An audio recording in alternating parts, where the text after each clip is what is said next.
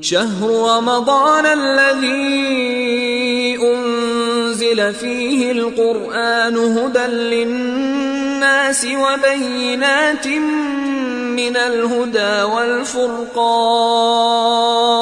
اعوذ باللہ من الشیطان اللعین الرجیم بسم اللہ الرحمن الرحیم الحمد للہ وکفا وسلام علی عبادہ الذین اصطفیٰ محمد وعطرتہ الطاہرہ واللعنۃ الدائمۃ الی اہلہا. اما بعد، ماہ رمضان المبارک کی روزانہ کی دعاؤں کی مختصر شرح آپ کی خدمت میں مسلسل پیش کی جا رہی ہیں. آج ماہ رمضان المبارک کے 10ویں دن کی دعا کہ جسے امام علیہ السلام نے یوں تعلیم فرمایا کہ بسم اللہ الرحمن الرحیم اللہم اجعلنی فیہ من المتوکلین علیک، پروردگار مجھے اس دن میں خود پر توکل کرنے والوں میں سے قرار فرما. وَاجْعَلْنِي فِيهِ مِنَ الْفَائِزِينَ لَدَيْكَ، اور اس دن میں مجھے، آج کے دن میں مجھے اپنی بارگاہ میں کامیاب ہو کے آ جانے والوں میں سے قرار فرما. وَاجْعَلْنِي فِيهِ مِنَ الْمُقَرَّبِينَ إِلَيْكَ، اور آج کے دن میں مجھے ان لوگوں میں سے قرار دے کہ جو تیرے قرب کو حاصل کرنے میں کامیاب ہوئے. بِإِحْسَانِكَ يَا غَایَةَ الطَّالِبِينَ، تجھے اپنے احسان کا واسطہ ہے اے طالبین، طلب کرنے والوں کا مقصد اور ان کی غایت. اس دعا کی تلاوت کا ثواب جو روایت میں ملتا ہے وہ یوں ہے کہ من دعا بھی، جو اس دعا کی تلاوت کرے گا، استغفر لہ کل شیء، تو کائنات کی ہر شے اس کے لیے استغفار کرے گی. اس دعا کو ہرگز فراموش نہ کریں. ویسے تو ساری دعائیں امپورٹنٹ ہیں، اور آپ آگے جو آنے والی دعائیں ہیں ان کے بھی آپ ثواب کو جب سنیں گے تو ہر دعا ایسی ہے کہ جس کا ثواب ایسا بیان کیا گیا ہے کہ انسان لازمی طور پر یہ سوچے کہ میں ایٹ لیسٹ آج کی دعا کو ترک نہ کروں. پھر اگلا دن آ جائے گا، اس دن 11ویں ماہ رمضان کی دعا کے تلاوت کے ثواب کو انسان پڑھے گا تو اس کا دل چاہے گا کہ یار آج کی دعا کو میں نہ چھوڑوں. ہر دن کی دعا کا ثواب ایسا امام علیہ السلام نے بیان کیا ہے کہ انسان یہ سوچے کہ ایٹ لیسٹ آج کے دن، یعنی ہر دن کی دعا کے لیے یہ سوچے کہ میں آج کی دعا کو ترک نہ کروں. تو کیا ہے آج کی دعا کی تلاوت کا ثواب؟ کائنات کی ہر شے اس کے لیے استغفار کرتی ہے. بہت بڑا ثواب ہے، بہت عظیم ثواب ہے. اب پہلا جملہ کیا ہے؟ اللہم اجعلنی فیہ من المتوکلین علیک، مجھے ان لوگوں میں سے قرار دے کہ جو تجھ پہ توکل کرنے والے لوگ ہیں. توکل کیا چیز ہے؟ توکل کسے کہتے ہیں؟ توکل یعنی کسی کو اپنے کسی کام کے لیے یا ہر کام کے لیے وکیل بنا دینا، یعنی اپنا کام کسی کے سپرد کر دینا. یہ کسی پر اعتماد کرنا، یہ بھی ایک ہے کہ کسی پر اعتماد کرنا. اگر میں کسی پر اعتماد کر رہا ہوں تو میں اسے اپنا کام دے رہا ہوں، اور میں کہہ رہا ہوں کہ اب یہ کام میں نہیں کروں گا، یہ کام آپ کریں گے. کب ہوتا ہے؟ جب اس پر انسان اتنا ٹرسٹ کرے تب اپنا کام کسی کے حوالے کرتا ہے انسان. آج کل کے دور میں تو کسی پہ ٹرسٹ کرنا ایسا ہی ہے کہ نیکسٹ ٹو امپاسبل. لیکن اچھے افراد بھی اس دور کے اندر موجود ہیں. یہاں پر جس توکل کی بات ہو رہی ہے وہ توکل ہے رب ذوالجلال پر، اور انسان اپنے کام کے لیے پروردگار عالم کو اپنا وکیل بنا دے. وَمَن يَتَوَكَّلْ عَلَى اللَّهِ فَهُوَ حَسْبُهُ، اور جو اللہ پر توکل کرتا ہے، اللہ پر اعتماد کرتا ہے، اللہ پر اعتبار کرتا ہے، فَهُوَ حَسْبُهُ، تو وہی اکیلا اس کے لیے کافی ہو جایا کرتا ہے. اسے پھر اور کسی کے پاس جانے کی ضرورت نہیں ہے، لوگ اس کے پاس آئیں گے جو اللہ پر توکل کرے. توکل کے معنی قطعاً ہاتھ پر ہاتھ رکھ کے بیٹھ جانے کے نہیں ہیں، اور انسان اپنی حصے کی محنت ضرور انجام دے. صرف اللہ پر توکل کر لینا کافی نہیں ہے، بلکہ انسان کی اپنی محنت بھی ضروری ہے. کہ امام علیہ السلام نے خود ارشاد فرمایا کہ توکل کہیں تمہیں کاہلی کا شکار نہ کر دے، تمہیں کاہل نہ بنا دے، سست نہ بنا دے. یہ توکل. اب مولا امیر المومنین علیہ السلام ارشاد فرماتے ہیں کہ ثلاث من کن فیہ لم یندم، یاد رکھو 3 وہ چیزیں جو اگر کسی کے اندر پائی جاتی ہیں وہ کبھی شرمندہ نہیں ہوگا, کبھی نادم نہیں ہوگا. 3 چیزیں اگر کسی کے اندر پائی جاتی ہیں. پہلا جو رکن اور پلر ہے 3 پلرز میں سے, کہ اگر کسی کے اندر یہ 3 پلرز ہیں تو وہ کبھی نادم اور شرمندہ نہیں ہوگا, کبھی پشیمان نہیں ہوگا. نمبر 1, جلد بازی سے کام نہ لے. ترک العجلہ, عجلت کو چھوڑ دے, عجلہ کو چھوڑ دے. العجلۃ من الشیطان, یاد رکھیے گا کہ جلد بازی شیطان کا کام ہے. والمشورۃ, اور جو مشورہ کرے گا وہ کبھی نادم نہیں ہوگا. نمبر 1, جو جلدی نہیں کرے گا, سکون سے آرام سے کام کرے گا, آرام سے آگے بڑھے گا, وہ کبھی نادم نہیں ہوگا. جو جلد بازی نہیں کرے گا وہ کبھی نادم نہیں ہوگا. جو مشورہ کر کے آگے بڑھے گا وہ کبھی نادم نہیں ہوگا. اور جو توکل کرے گا, کسی بھی بڑے کام سے پہلے جب توکل کرے گا اللہ پر, وہ کبھی نادم نہیں ہوگا.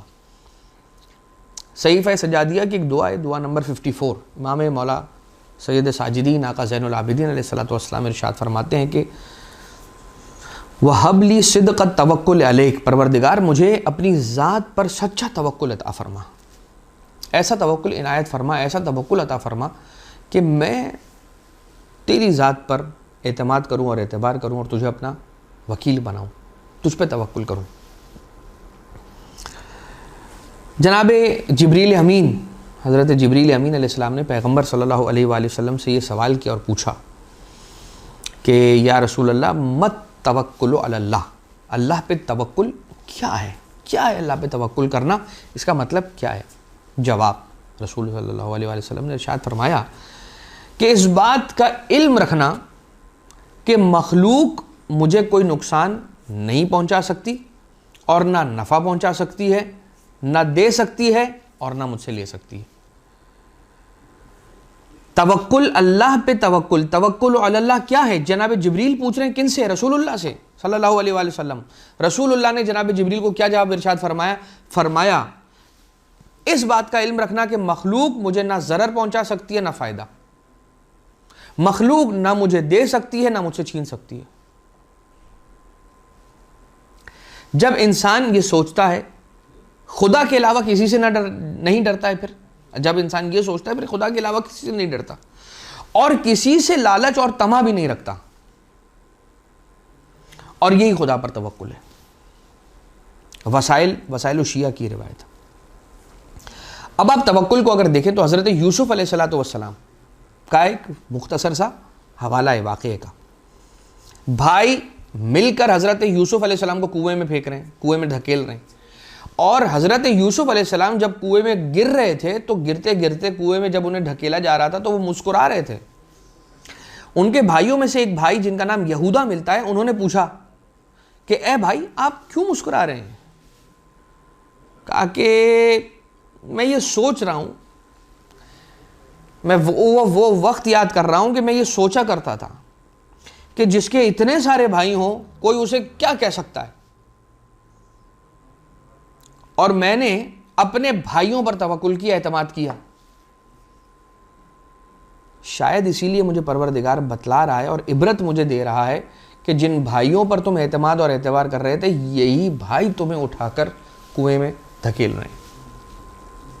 لہذا پروردگار عالم کے علاوہ اور کس پر توکل کر سکتا ہے انسان, کس پر اپنا تکیہ کر سکتا ہے؟ لہذا رب ذوالجلال یہ حضرت یوسف علیہ السلام سمجھا رہے ہیں کہ دیکھو وہ بھائی جن پر میں اعتماد کر رہا تھا انہی کو اللہ نے مجھ مسلط کر دیا, تاکہ میں جان لوں کہ خدا کے علاوہ اور کسی پر کوئی بھروسہ کرنے کے قابل نہیں ہے سوائے پروردگار عالم کے.